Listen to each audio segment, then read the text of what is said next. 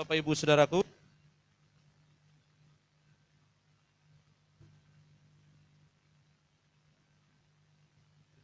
Minggu di bawah.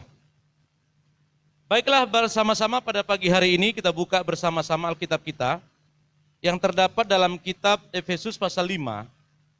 Kitab Efesus pasal yang kelima, ayatnya yang ke-22. Efesus pasal yang kelima, saya buka masker saya.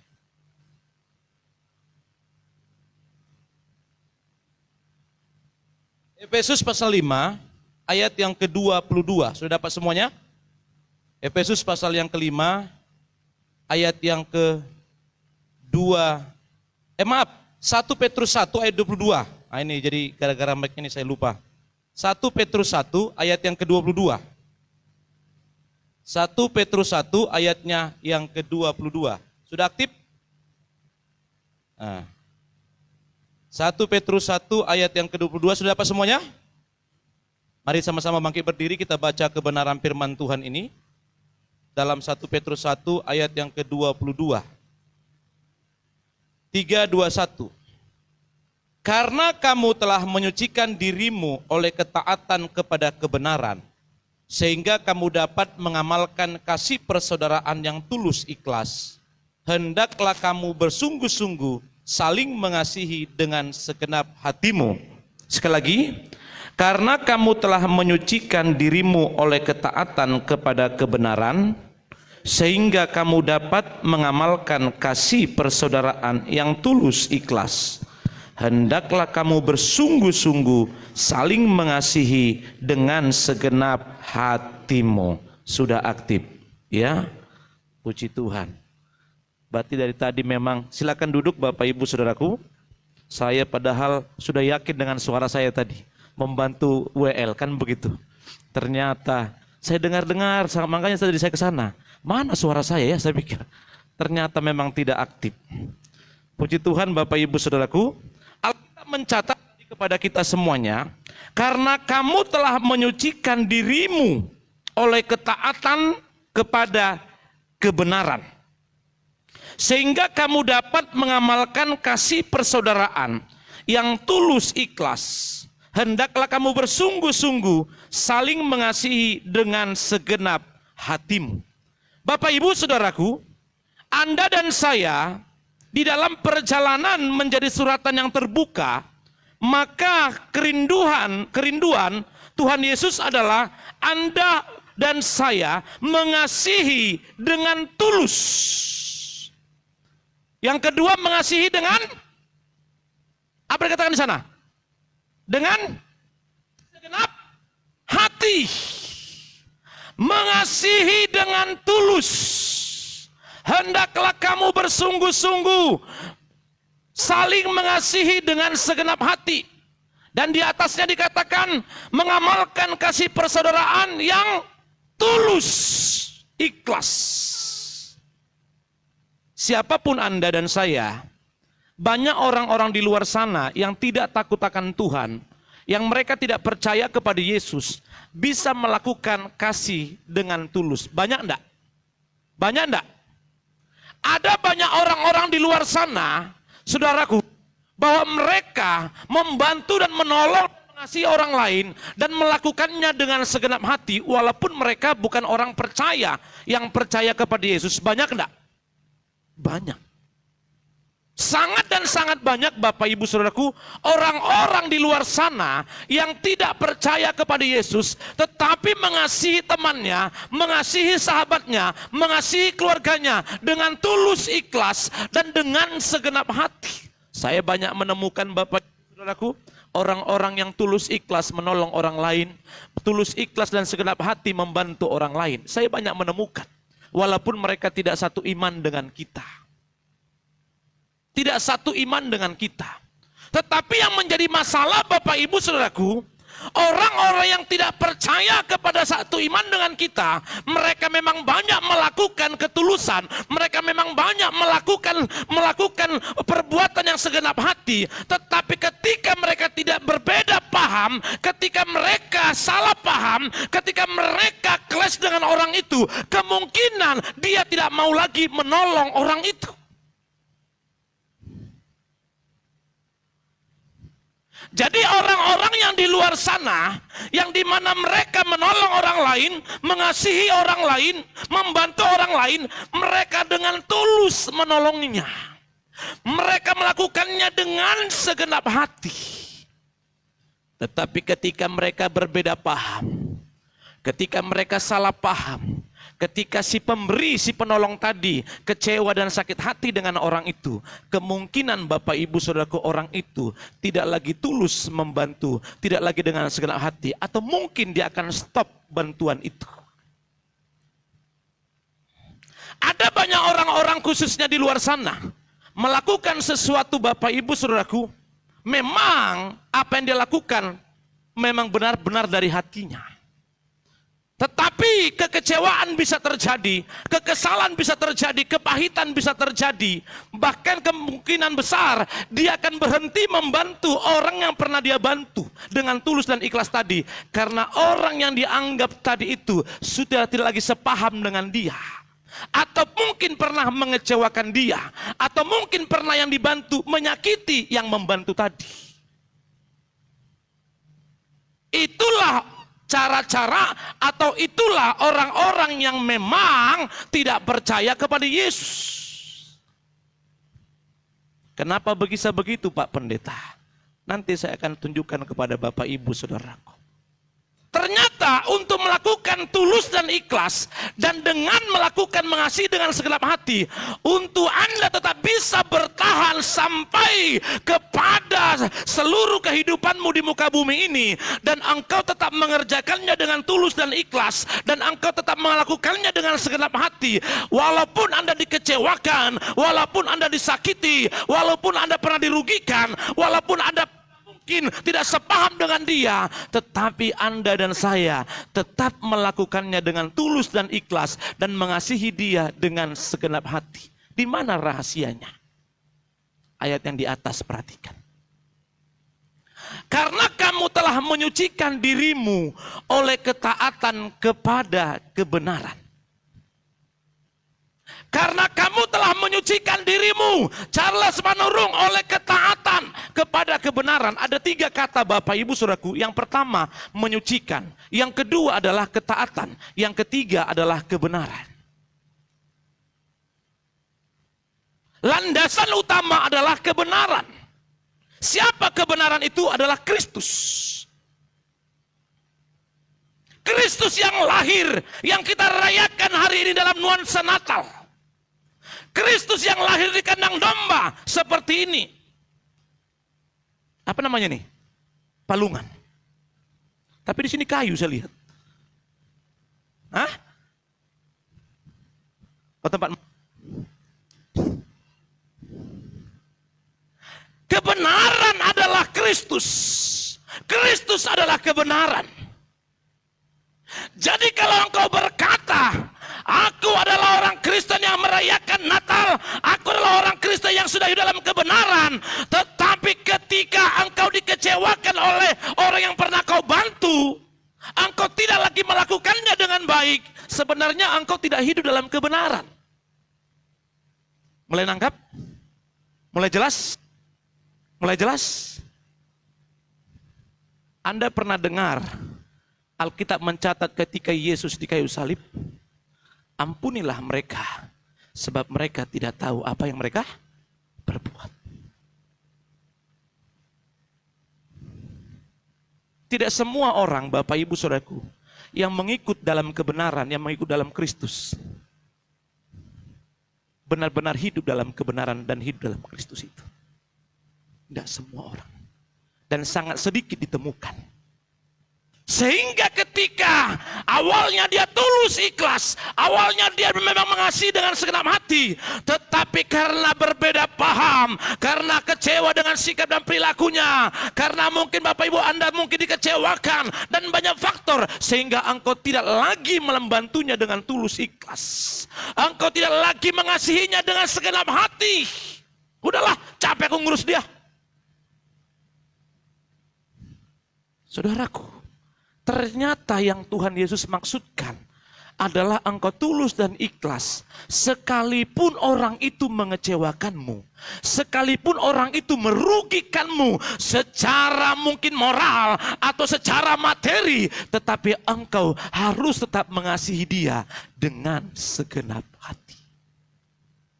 Itulah perbedaannya. Makanya di atas Bapak Ibu Saudara, karena kamu, karena Charles Manurung, karena jemaat GB Karisma telah menyucikan dirinya oleh apa? Ketaatan kepada siapa? Kepada Kristus. Siapa Kristus? Kebenaran. Ketika Anda taat kepada kebenaran, secara otomatis Anda akan mengalami penyucian, kekudusan. Ketika Anda taat kepada kebenaran, secara otomatis dalam perjalananmu engkau akan disucikan, engkau akan dibenarkan, dan engkau akan dikuduskan. Karena engkau sedang berlari dan berjuang kepada kebenaran, yaitu Kristus yang hidup dalam kekudusan itu.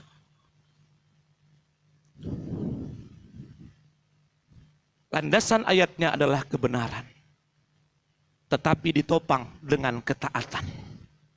Kalau Anda tidak taat kepada kebenaran, sampai kapanpun Anda tidak akan pernah hidup dalam penyucian diri, hidup dalam kekudusan. Kemungkinan Anda akan menyimpang kalau Anda tidak taat. Salah satu simpel, saudaraku, kehidupan sehari-hari, di mana ketika Anda memang hidup dalam kebenaran. Lihat lampu merah yang ada di lampu merah Sempaja. Perempatan, tahu ya? Tulisannya Bapak Ibu Saudaraku, kalau ke arah Gor Sempaja itu belok kiri dilarang enggak? Dilarang enggak? Ngomong dong Anda. Dilarang tuh. Jangan-jangan semua melanggar ini.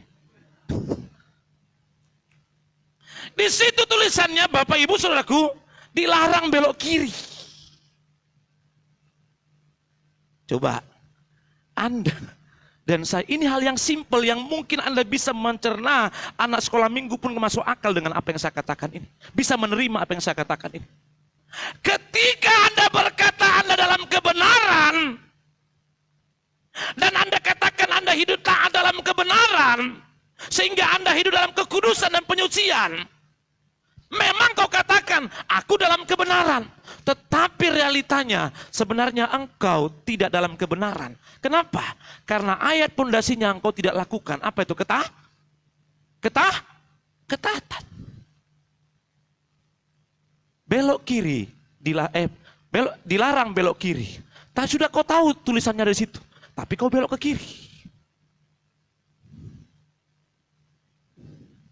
Lampu merah yang ada di remaja sana, pertigaan. Kalau Anda dari Ahmad Yani, lurus ke Cendrawasih, itu kan dilarang lurus. Betul nggak? Dilarang lurus. Karena kau lihat kosong, kau maju terus. Itu menunjukkan bahwa Anda dan saya sebenarnya tidak hidup dalam kebenaran. Walaupun Anda dalam ke gereja. Hal yang simpel sebenarnya, Tuhan singkapkan sebuah rahasia untuk Anda mengerti seperti apa taat dalam kebenaran. Disuruh engkau naik sepeda motor pakai helm. Tapi kau pergi ke penmur sana, enggak pakai helm. Tabrakan kena kepalamu, engkau salahkan sopirnya. Engkau salahkan aspal. Kau kira kepalamu lebih kuat daripada aspal. Tidak taat. Orang lain akhirnya celaka dengan ketidaktaatanmu. Dari sana orang laju, karena memang jalurnya saatnya dia maju. Tapi karena Anda tidak taat, akhirnya mencelakakan banyak orang. Anda jadi korban, orang lain pun jadi korban. Akibat dari ketidaktaatanmu. Makanya seorang imam tidak taat, seorang jemaat tidak taat, seorang Kristen yang percaya katanya kepada Yesus ketika tidak taat kepada berkorban.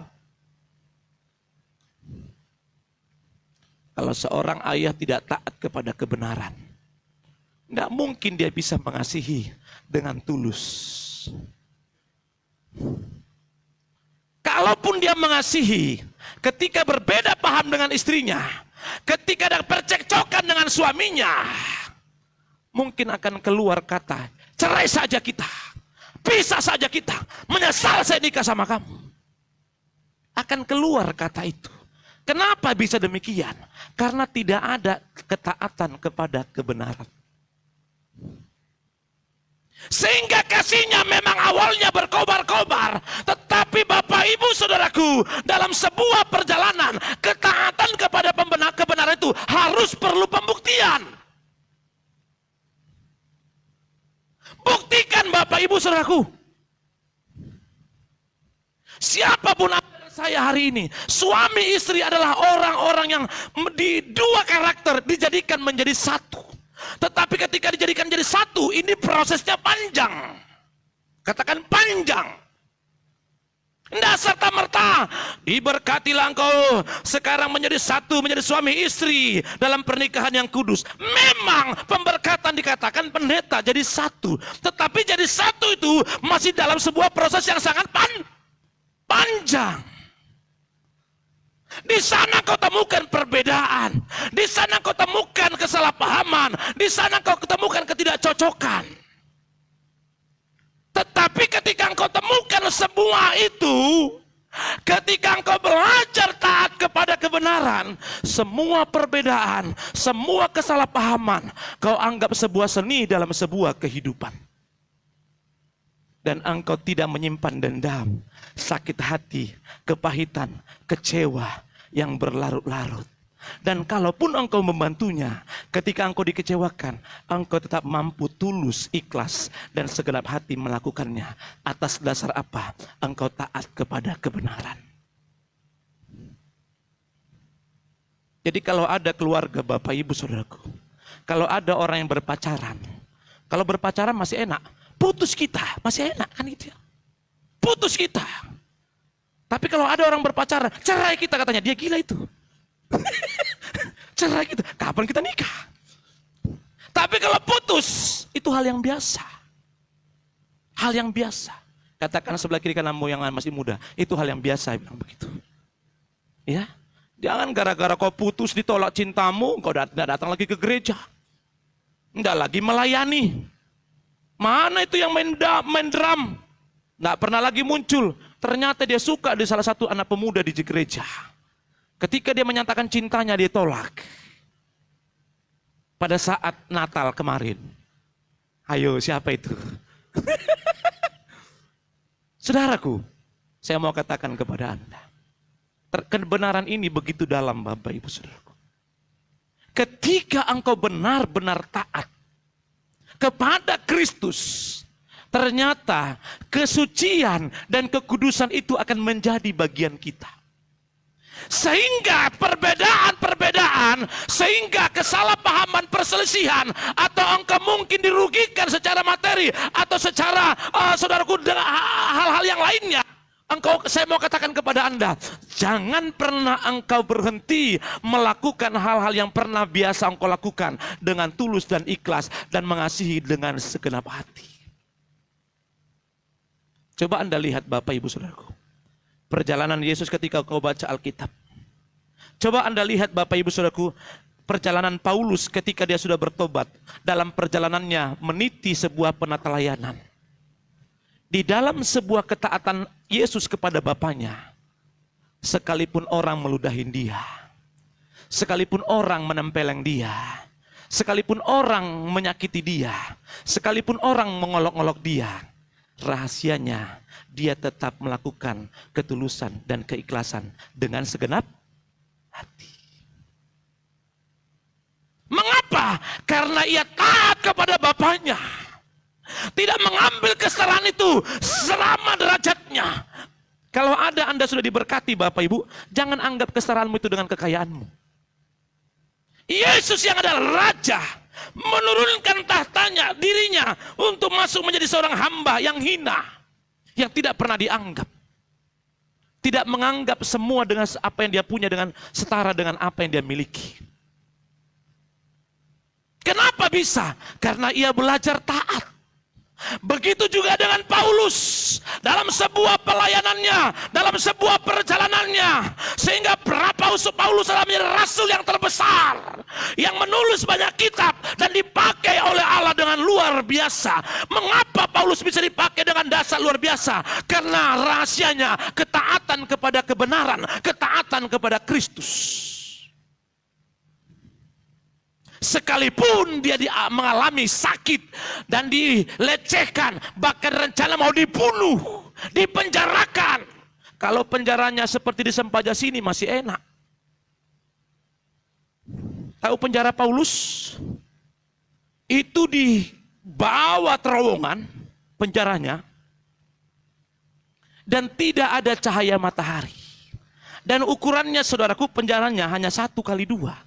Semana itu ya? 1x2. 1 sampai sini. Itu aja penjaranya. Jadi dia ke sini tembok, ke sini tembok, ke sini tembok, ke sini tembok. Tidurnya hanya satu arah. Maaf, bisa 2 arah, sana dan sini. Ke sini tidak bisa. Tidak bisa selonjor karena hanya 1 meter. Dan tidak ada cahaya. Orang kalau tidak kena cahaya matahari, kemungkinan akan mati.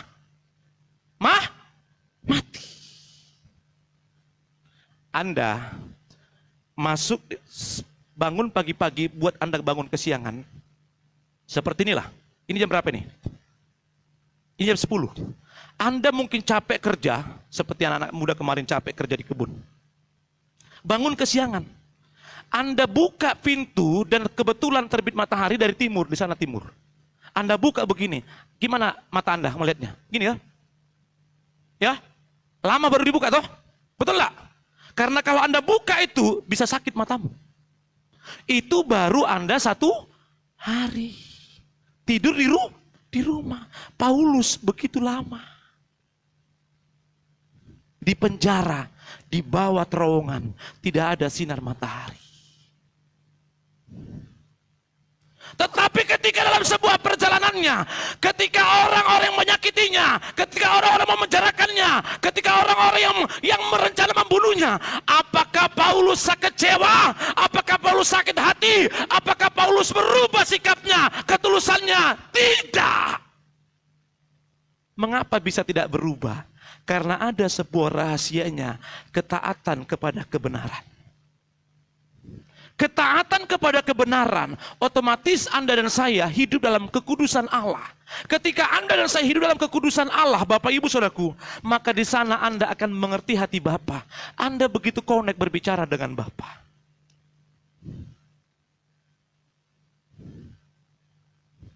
Ketika ada dosa yang mau kau lakukan, maka hatimu akan berkata, roh itu akan berbicara, itu jangan, itu najis. Ketika engkau mulai kecewa, jangan kamu kecewa. Itu tidak boleh. Roh itu akan berbicara kepadamu.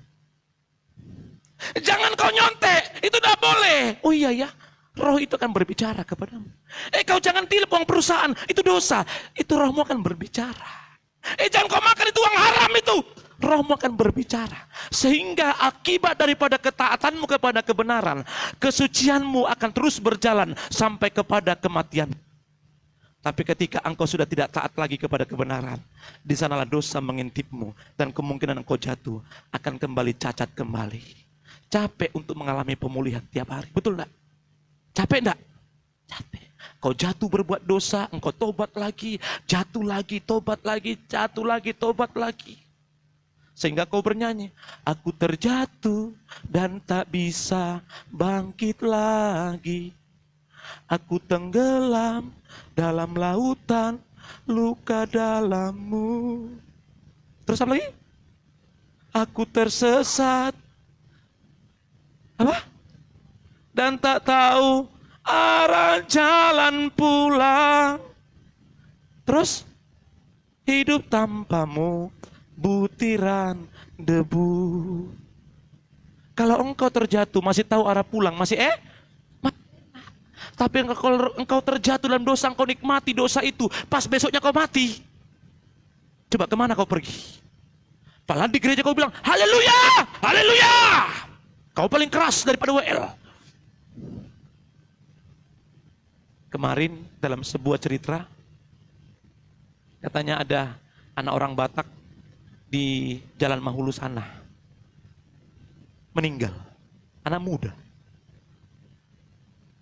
Selidik punya selidik Bapak Ibu Saudaraku. Dia sudah beli tiket untuk pulang ke Sumatera. Pulang kampung. Ternyata ditabrak mobil di arah Citraland sana itu, yang perumahan Citraland baru itu, yang di Mahulu sana. Langsung innalillahi wa inna ilaihi raji'un. Pecah kepalanya. Memang betul dia pulang. Tiketnya beda. Harusnya dia di kursi yang benar, tapi dibawa di tempat bagasi dengan sebuah peti. Sayangnya Bapak Ibu Saudaraku, kematiannya selidik punya selidik, dia ditabrak mobil karena mabuk. Mabuk. Pulang dari kedai tua, mungkin saya tidak tahu minuman keras apa yang dia minum. Mungkin dia anggap semua rata itu jalan. Tronton apapun, apa buso. Karena orang mabuk itu seakan-akan lebih kuat kan gitu. Kenapa Pak Pendeta? Saya sering mabuk. Dulu, bukan sekarang ya. Dulu. Saya masih ingat Bapak Ibu, saya itu kan di Kota Pinang. Daerah Rantau Perapat sana. Dulu zamannya motor tahun 90-an itu motor Fisher. Iya Fisher ya. Sama motor King. Motor saya ini tidak ada lampunya. Tidak ada lampunya. Hanya rating doang. Saya pergi dari Kota Pinang, pergi ke daerah Bagan Batu, kan jauh itu. Jauh. Hampir 2 jam perjalanan. Untuk nemuin pacar saya di sana. Dengan pedenya saya mabuk. Nggak pusing saya, mau pusat, mau apa. Lewat saya, seakan-akan kuat. Tapi untung Tuhan masih kasih kesempatan saya untuk hidup. Tapi orang itu tidak dikasih kesempatan. Makanya Bapak Ibu, jauhkan dari rumahmu. Itu yang memabukkanmu. Amin? Amin? Ini kan mau Natal ini ya. Mau Natal. Jangan lagi ada bir di rumahmu nanti. Dosa Anda nanti. Jangan ada lagi minuman-minuman keras di rumahmu. Singkirkan semua itu. Jangan kau bilang, ini yang terakhir. Pokoknya Tuhan, ini yang terakhir ya Tuhan ya. Kau habiskan di situ minum semuanya. Sayang kalau mau dibuang. Nggak bisa begitu Pak. Pas istrimu juga nggak lihat. Tuhan, pokoknya ini yang terakhir ya Tuhan. Kau minum di situ. Sudahlah. Jangan juga yang pernah ngerokok, kau bilang, Tuhan, Natal terakhir ini aku berhenti ngerokok. Ini yang terakhir ya Tuhan ya. Jangan. Ambil komitmenmu. Amin. Ketika engkau hidup dalam ketaatan kepada kebenaran, kekudusan itu akan menjadi bagianmu. Perhatikan baik-baik. Orang yang taat kepada kebenaran, maka kasihnya tidak berubah. Maka dikatakan begini Bapak Ibu Saudaraku. Matius 5 ayat 43. Perhatikan. Inilah hebatnya Tuhan Yesus yang menjadi Tuhan atas kita. Matius 5 ayat 43. Ini endingnya di sini. Kamu telah mendengar firman, kasihilah sesamamu manusia dan bencilah musuhmu. Saya ulang sekali lagi, kamu telah mendengar firman, kasihilah sesamamu manusia dan bencilah musuhmu. Tetapi 44 dikatakan demikian. Tetapi aku berkata, artinya, tetapi Yesus berkata, kasihilah musuhmu dan berdoalah bagi mereka yang menganiaya kamu. Coba saya mau tanya, Yosua, kalau ada orang yang seperti ini menyakitimu, masih bisa kau mengasihi dia? Hah? Selesai. Pasal lagi. Masih bisa Pak? Mungkin masih bisa mengasihi. Tapi ada kalimat yang terakhir. Apa dikatakan? Hah? Apa dikatakan? Kasihilah musuhmu dan berdoalah bagi yang menganiaya kamu. Bisa enggak? Bu? Hah? Mulai berbahasa roh, ira bahasa nama-nama, seakan namanya nasema. Engkau dengar firman tadi, berdoalah, mengasihilah musuhmu dan berdoalah buat dia. Kau lihat wajahnya, kurang ajar kau. Dah gampang. Apalagi yang anak muda. Pacarmu diambil sama teman orang terdekatmu. Bisa enggak kau berdoa buat temanmu yang mengambil pacarmu itu? Hah? Udah berbahasa roh nih. Karena bahasa roh itu kata Alkitab membangkitkan iman. Kan gitu? Kau ingat lagi wajahnya. Kurang ajar kau nanti. Habis kau kubatku. Ternyata Yesus jauh selangkah dari semua agama yang ada. Ternyata Yesus jauh selangkah dari semua kitab yang ada. Banyak orang yang mungkin masih bisa mengasihi, tetapi untuk berdoa itu tidak mudah. Apalagi mereka itu yang pernah merugikanmu secara materi. Gampang enggak? Hah? Berdoa bagi mereka yang pernah merugikanmu. Enggak gampang. Itu sebabnya Yesus selangkah lebih jauh dari semua keyakinan yang ada di muka bumi ini, dari semua kitab yang ada di muka bumi ini. Orang lain bisa mengasihi, tetapi saya mau katakan, belum tentu bisa berdoa buat musuhnya, buat yang mengecewakannya, buat yang menyakitinya, buat yang merugikannya. Makanya, tadi saya katakan dari awal, banyak orang yang memang bisa tulus mengasihi. Masih ingat dari awal tadi saya katakan? Banyak orang yang memang mengasihi bisa dengan segenap hati. Tapi kasih yang tulus dan mengasihi dengan ikhlas akan berhenti ketika dia dikecewakan, ketika dia dirugikan, ketika berbeda paham, ketika dia disakiti. Tapi Yesus berbeda. Nah, kamu jangan samakan dirimu dengan orang dunia. Orang dunia pun bisa melakukan hal itu. Tetapi aku ajarkan kepada kamu, sekalipun kamu dirugikan, sekalipun kamu disakiti, sekalipun kamu tidak berbeda paham, engkau tetap harus mengasihi dengan tulus ikhlas. Dan bukan hanya mengasihi, tapi berdoalah buat dia. Berkati dia. Itulah perbedaannya.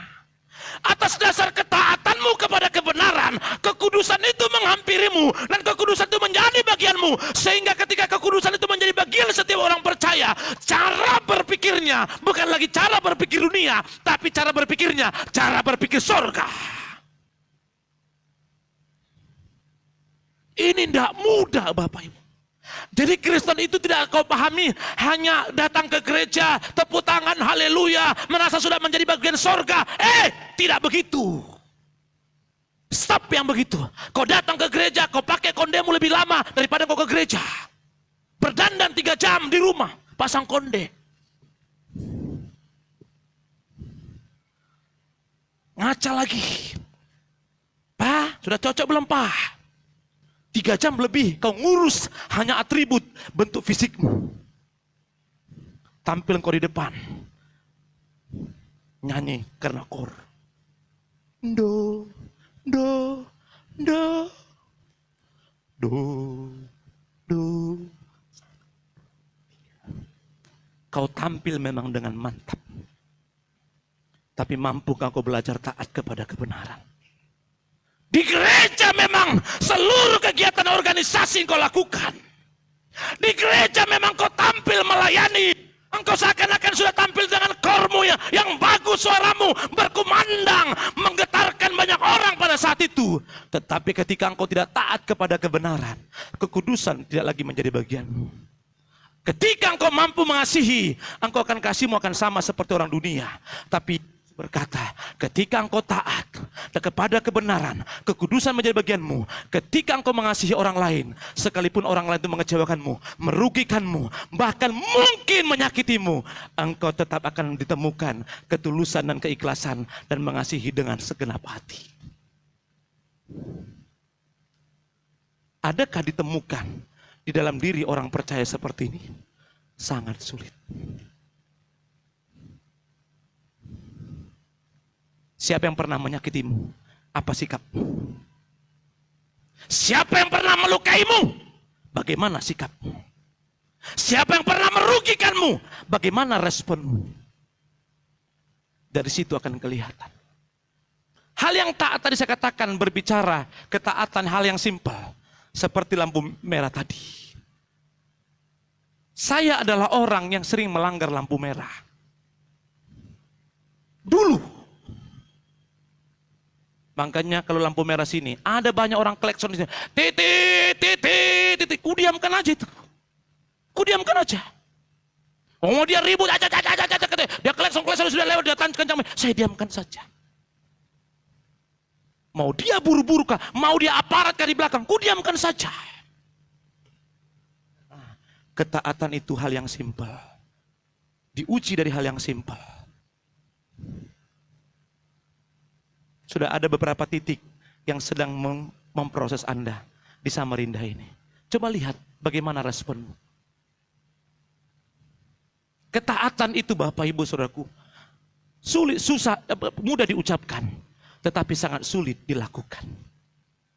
Tetapi Yesus ditemukan, ia taat sampai mati. Paulus pun taat sampai mati. Kita pun semuanya kiranya taat sampai mati.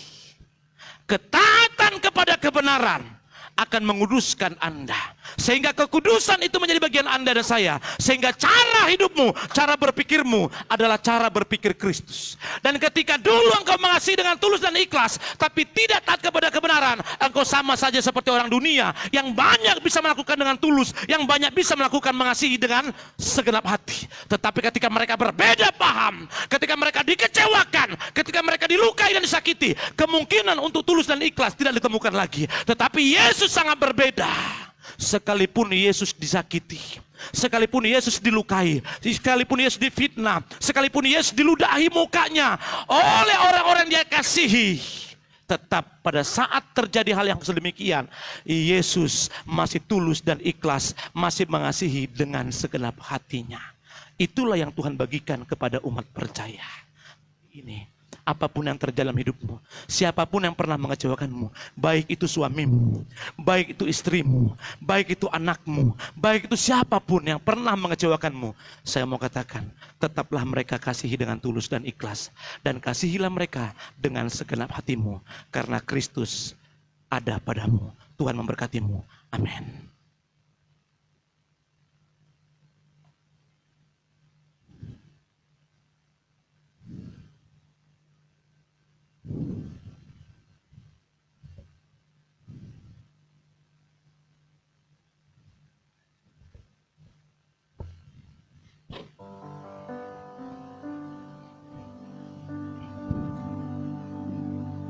Kami datang pada pagi hari ini Tuhan.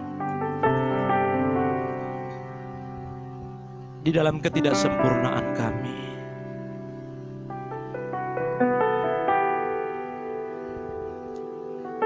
kami mau terus diubahkan dengan kebenaran.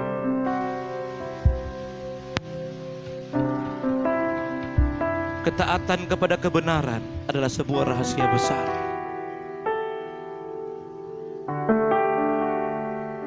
Tetapi ketika kami tidak lagi taat kepada kebenaran, kepada Kristus, kekudusan bukan lagi menjadi bagian kami. Dan di sanalah cara berpikir kami berubah. Cara berpikir dunia yang ada akan melukai orang lain, akan menyimpan dendam, menyakiti orang lain, akan ngomongin orang lain. Tetapi ketika kami dalam ketaatanmu kepada kebenaran, secara otomatis kekudusan, lambat atau cepat, akan menjadi bagian kami. Sekalipun orang-orang yang pernah kami bantu melukai kami, merugikan kami secara materi atau secara moral, kami akan tetap mampu melakukan kasih yang sesungguhnya, karena kami belajar daripadamu. Tetapi ketika kami kehilangan ketaatan itu, di sanalah kami akan penuh dengan kepalsuan. Ketika kami berbeda paham, ketika kami lagi tidak dihargai, ketika kami lagi tidak dihormati, ketika kami dirugikan, kemungkinan ketulusan yang ikhlas itu tidak lagi ditemukan dalam diri kami. Mungkin kalaupun kami mengasihi, kami akan mengasihi dengan pura-pura. Kalaupun kami tersenyum dengan dia, tersenyum hanya dengan tersenyum pura-pura. padahal hati kami terluka, padahal hati kami sedang sakit rasanya. Hai umat Tuhan, siapapun Anda yang mendengarkan hari ini, Yesus tidak mengajarkan demikian. Tapi Yesus mengajarkan, taatlah kamu hai Charles Manurung, hai jemaat GBK Karisma kepada kebenaran itu. Kekudusan menjadi bagian kamu. Percayalah, ketulusan dan keikhlasan dan segenap hati mengasihi orang lain akan ada padamu dan padaku, sekalipun engkau dirugikan secara materi.